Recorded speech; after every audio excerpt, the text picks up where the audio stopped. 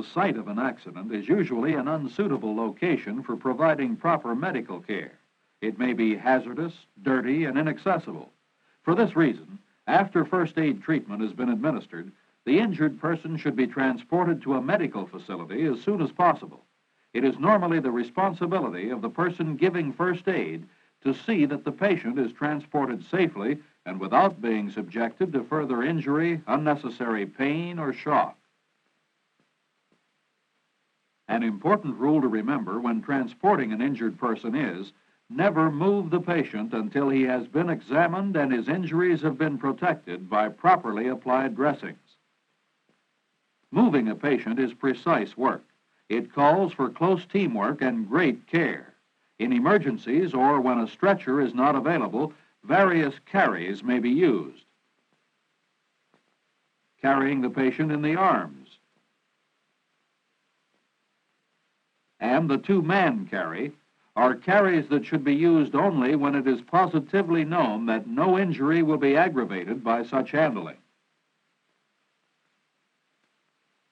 The most effective method of carrying a patient without a stretcher is known as the three-man lift and carry.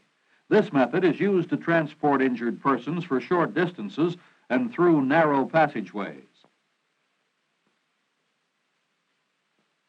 When preparing to lift the patient, each bearer kneels on his knee nearest the patient's feet, on the least injured side.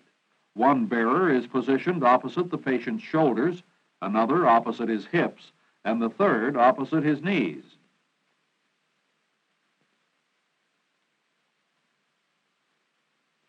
The bearer at the patient's shoulders places his hands under the patient's neck and shoulders. The bearer in the center places his hands under the patient's thighs and small of the back. The bearer at the feet places his hands under the patient's knees and ankles. At the command, "Lift patient," the team in unison slowly raises the patient and supports him on their knees. At the command, "Prepare to rise with patient," the bearers slowly turn the patient onto his side so that he rests in the bend of their elbows close to their chests. With the command, "Rise with patient," they all rise slowly. The team of bearers can now, on command, step off in any direction with the patient. The important thing is that all movements must be done in unison, with all members of the team moving at the commands of a leader. There are several types of stretchers used to transport injured persons. The Army stretcher is most often used.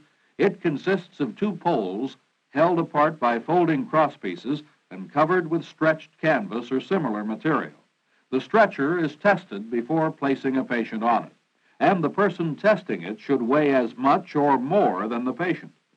The Stokes Navy stretcher is a woven wire basket made to conform to the human body.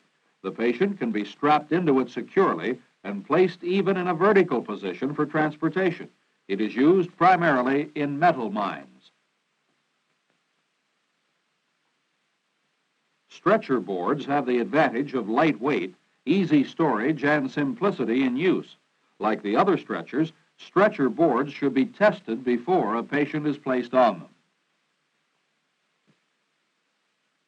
A Bureau of Mines utility splint stretcher is a very sturdy and useful stretcher that can be constructed inexpensively in any plant or mine carpenter shop. In an emergency, a satisfactory stretcher may be improvised with a blanket, bratis cloth or similar material, and two poles or pieces of pipe.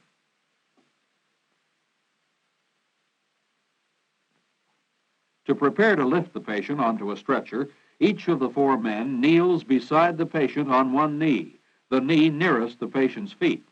One man kneels opposite the patient's shoulders, another opposite his knees, and the third and fourth facing each other at his hips.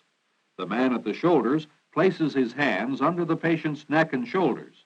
The man at the knees places his hands under the patient's knees and ankles. Both men at the hips place their hands under the patient's pelvis and small of the back. At the command, "Lift patient," the bearers raise the patient, taking care to keep his body level. At the end of this movement, the patient should be supported on the knees of the three men on one side. If the patient is suffering neck, back, or hip injuries, He is lifted just high enough to slide the stretcher under him and not to the knees of the kneeling men. The fourth man places the stretcher under the patient. Again, on command from the leader, the fourth man places his hands in position to support the patient, and on the next command, the bearers lower the patient to the stretcher.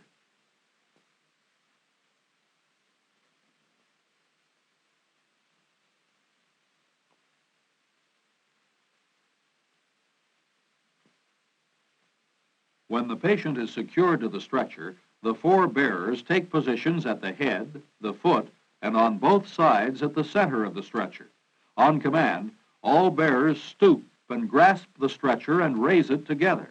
On the next command, the two bearers in the center shift one hand toward the front of the stretcher and support this end, while the man at the foot turns around to a marching position.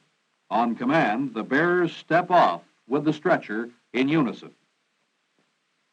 Whenever an injured man must be transported, it is important that the handlers or stretcher bearers move together and as gently and steadily as possible to prevent further injury, unnecessary pain, or shock.